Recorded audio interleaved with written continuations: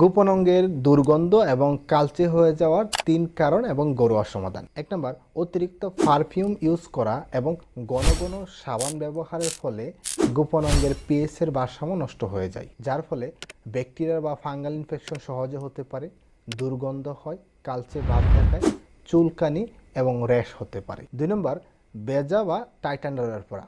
মেয়েদের ক্ষেত্রে দীর্ঘ সময় প্যাড ইউজ করা, যা ফাঙ্গাল বা ব্যাকটেরিয়া ইনফেকশন সহজে হতে পারে, বাজে গন্ধ বের হয়, চুলকানি হয়, র্যাশ হয়, সাদা স্তর পড়তে পারে। 3 নম্বর, ফাঙ্গাল এবং ব্যাকটেরিয়াল সংক্রমণ।